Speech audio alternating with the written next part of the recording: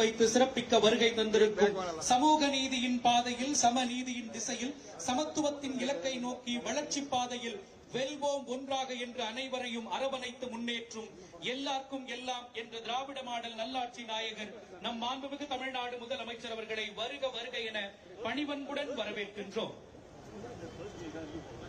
மாண்புமிகு தமிழ்நாடு முதலமைச்சர் அவர்கள் சிறப்பு விருந்தினர்கள் பல்வேறு இயக்க தலைவர்களை வரவேற்கிறார்கள். ஏழை எளிய மக்களின் முன்னேற்றத்தையே குறிக்கோளாக கொண்டு அரசு பொருளாதாரத்துடன் தனி மனித பொருளாதாரமும் தன்னிறைவு பெற்றதாக வளர வேண்டும். நமது தமிழ் சமூகமானது சிந்தனையால் செயல்பாட்டால் பண்பாட்டால்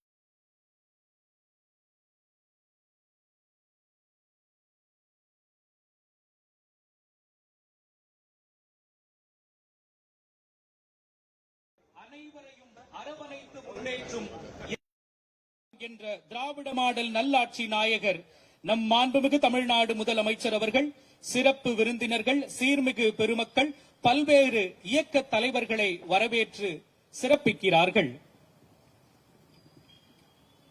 நிகழ்ச்சிக்கு வருகை தந்துள்ள மாண்புமிகு அமைச்சர் பெருமக்கள், மாண்புமிகு மேயர், மதிப்பிற்குரிய நாடாளுமன்ற சட்டமன்ற உறுப்பினர்கள், சீர்மிகு பெருமக்கள், அரசு உயர் அலுவலர்கள், உள்ளாட்சி பிரதிநிதிகள் அனைவரையும் வருக வருக என அன்புடன் வரவேற்கின்றோம்.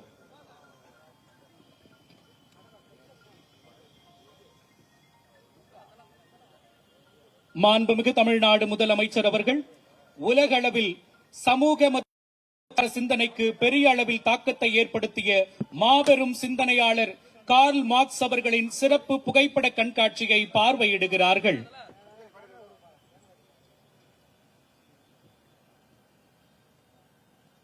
கார்ல் மார்க்ஸ் அவர்கள் 1818 ஆண்டு மே மாதம் 5ஆம் தேதியன்று ஜெர்மனியின் ட்ரியர் நகரத்தில் பிறந்த சிந்தனையாளர், புரட்சியாளர், உலக அரசியல் வரலாற்றின் திசையை மாற்றிய மகத்தான மனிதர். இளமையிலேயே சமூக அநீதிகள் குறித்து ஆழமாக சிந்திக்க தொடங்கிய மார்க்ஸ் அவர்கள் பான் மற்றும் பெர்லின் பல்கலைக்கழகங்களில் சட்டம், தத்துவம், அரசியல், பொருளாதாரம் ஆகிய துறைகளை பயின்றார்.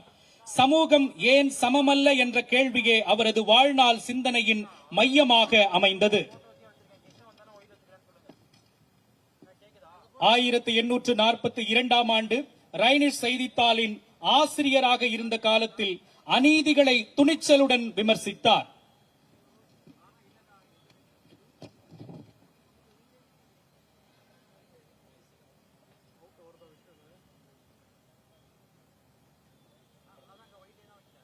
மாண்புமிகு தமிழ்நாடு முதலமைச்சர் அவர்கள், மாண்புமிகு அமைச்சர் பெருமக்கள், சீர்மிகு பெருமக்கள் தற்பொழுது உலக அரசியல் வரலாற்றின் திசையை மாற்றிய கார்ல் மார்க்ஸ் அவர்கள் பற்றிய குறும்படத்தை பார்வையிடுகிறார்கள்.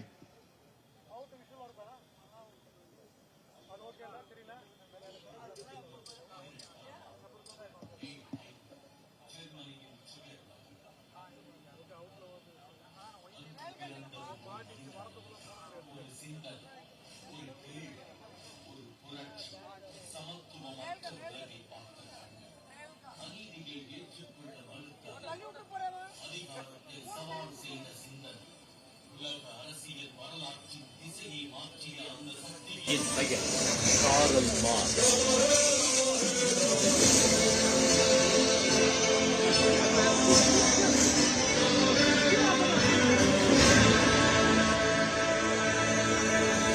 மார்க்ஸ் பிறந்த காலம் சமத்துவமற்ற உலகம்.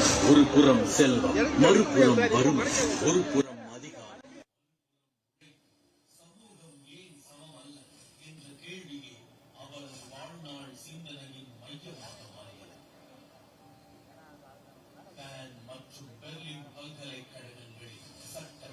தத்துவம், அரசியல், பொருளாதாரம் ஆகிய துறைகளை பயின்று முனைவர் பட்டம் பெற்றார். ஆனால் பட்டங்கள் அவரை வடிவமைக்கவில்லை, அநீதிகளே அவரை வடிவமைத்தன. அவர் படித்தது புத்தகங்களை அல்ல, மனித வேதனையை. உலக வரலாறு அரசர்களின் கதை அல்ல என்று மார்க்ஸ் உணர்ந்தார். அது வர்க்க போராட்டங்களின் வரலாறு. முதலாளிகள் மற்றும் தொழிலாளர்கள், இந்த மோதல்தான் வரலாற்றை நகர்த்துகிறது. 1848 வெளிவந்த கம்யூனிஸ்ட் மேனிஃபெஸ்டோ ஒரு அறைகூவலாக மாறியது.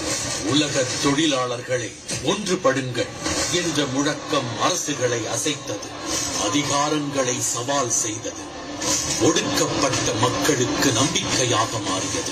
தொழிலாளி உழைக்கிறான், மதிப்பு உருவாகிறது. ஆனால் அவருக்கு கிடைப்பது ஊதியம் மட்டும். மீதமிருப்பது லாபம். அந்த லாபம் தொழிலாளியின் உழைப்பிலிருந்து உருவாகிறது. இதையே மார்க்ஸ் சர்ப்ளஸ் வேல்யூ என விளக்கினார். முதலாளித்துவத்தின் அடிப்படை சுரண்டல் இதுதான். இந்த சிந்தனைகள் புத்தகங்களில் முடிவடையவில்லை. 1917 ரஷ்யாவில் புரட்சி வெடித்தது. மார்க்சின் கோட்பாடுகள் லெனின் கைகளில் அரசியல் ஆயுதமாக மாறின. தொழிலாளர் விவசாயிகள் ஆட்சி உருவானது. உலகின் முதல் கம்யூனிச அரசு சோவியத் யூனியன் பிறந்தது. அந்த அலை சீனா, கியூபா, வியட்நாம் என உலகம் முழுவதும் பரவியது. மாவோ சேடாங், பிடல் காஸ்ட்ரோ, ஹோ சி மின் போன்ற தலைவர்கள் தங்கள் சமூக சூழலுக்கு ஏற்ப மார்க்சிய சிந்தனையை நடைமுறைப்படுத்தினர். மார்க்ஸ் ஒரு நாட்டுக்காக எழுதவில்லை, ஒரு இனத்துக்காக பேசவில்லை.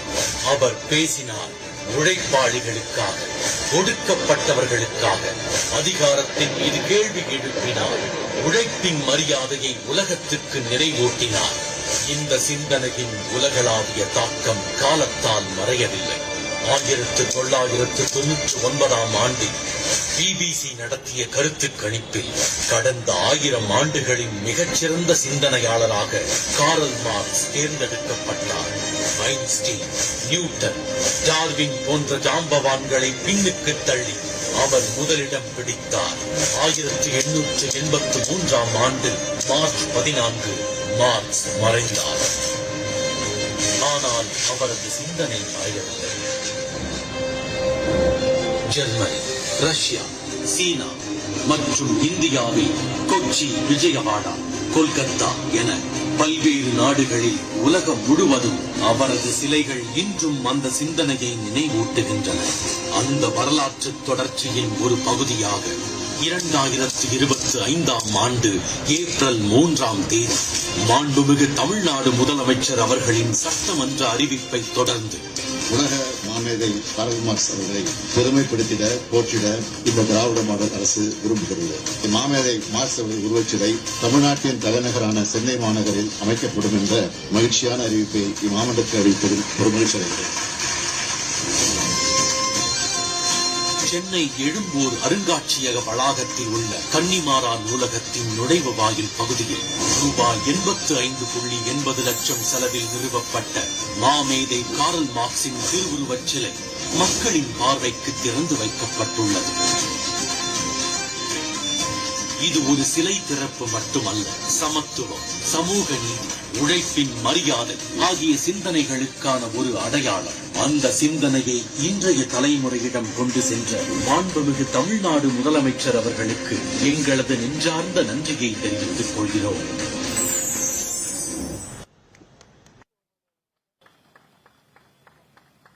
மாபெரும் சிந்தனையாளர் கார்ல் மார்க்ஸ் அவர்களின் உயரிய சிந்தனைகளை மக்கள் அனைவரும் அறிந்திடும் வகையிலும் அவரது புகழுக்கு பெருமை சேர்க்கும் தமிழ்நாடு முதலமைச்சர் அவர்கள் 3/4/2025 அன்று சட்டப்பேரவையில் விதி 110 கீழ் சென்னையில் கார்ல் மார்க்ஸ் அவர்களுக்கு புதிதாக திருவுருவ சிலை நிறுவப்படும் என்று அறிவித்தார்கள். அதன் அடிப்படையில் சென்னை எழும்பூரில் உள்ள அரசு அருங்காட்சியக வளாகத்தில் கன்னிமாரா பொது நூலக நுழைவு வாயிலில் புதிதாக சிலை எழுப்பியிருக்கிறார்கள் நம் மாண்புமிகு தமிழ்நாடு முதலமைச்சர் அவர்கள்.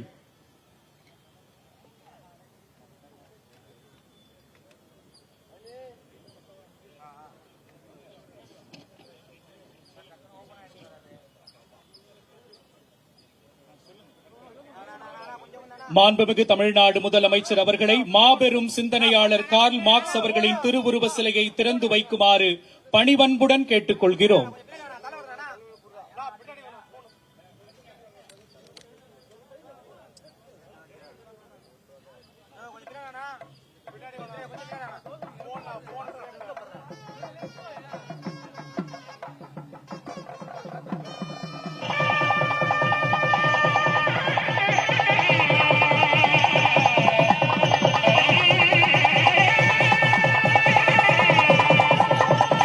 1844 ஆண்டு கார்ல் மார்க்ஸ் அவர்களுக்கு ஃபிரெட்ரிக் ஏங்கல்ஸ் அவர்களுடன் ஏற்பட்ட நட்பு அவரது சிந்தனையை ஒரு உலகளாவிய இயக்கமாக மாற்றியது.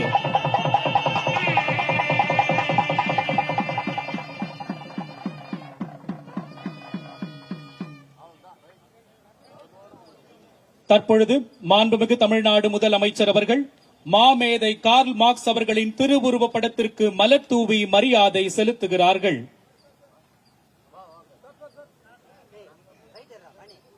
மாண்புமிகு அமைச்சர் பெருமக்களும் சீர்மிகு பெருமக்களும் மலர் தூவி மரியாதை செலுத்துகிறார்கள்.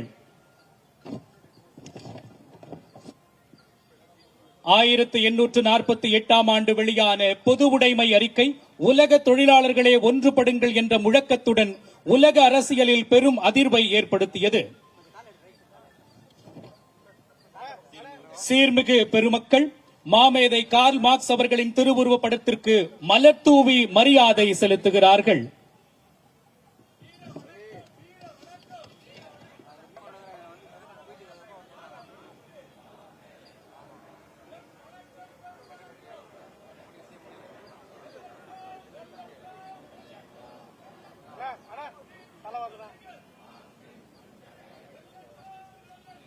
மாண்புமிகு நாடாளுமன்ற உறுப்பினர்கள், சட்டமன்ற உறுப்பினர்கள், மாண்புமிகு அமைச்சர் பெருமக்கள் அனைவரும், மாண்புமிகு மேயர் அனைவரும்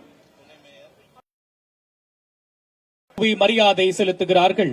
சீர்மிகு பெருமக்கள் அனைவரும் மாமேதை கார்ல் மார்க்ஸ் அவர்களின் திருவுருவ படத்திற்கு மலர் தூவி மரியாதை செலுத்துகிறார்கள்.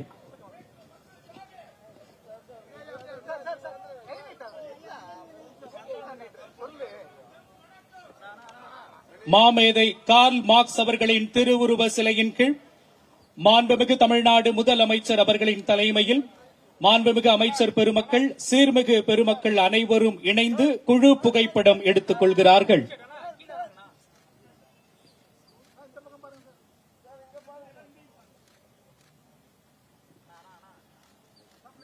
தற்பொழுது மாண்புமிகு தமிழ்நாடு முதலமைச்சர் அவர்கள் இச்சிலையை நேர்த்தியாக வடிவமைத்த சிற்பி NS கார்த்திகேயன் அவர்களுக்கு மாண்புமிகு தமிழ்நாடு முதலமைச்சர் அவர்கள் பொன்னாடை போர்த்தி சிறப்பிக்க இருக்கிறார்கள்.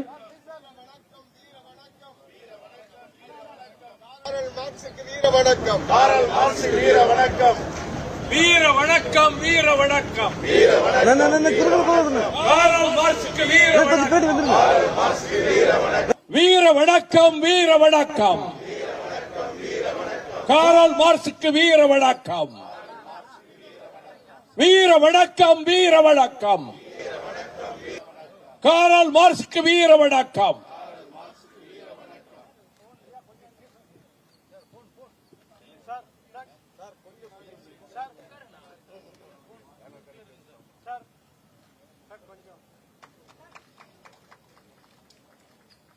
சிற்பி NS கார்த்திகேயன் அவர்களுக்கு மாண்புமிகு தமிழ்நாடு முதலமைச்சர் அவர்கள் பொன்னாடை போர்த்தி சிறப்பித்தார்கள்.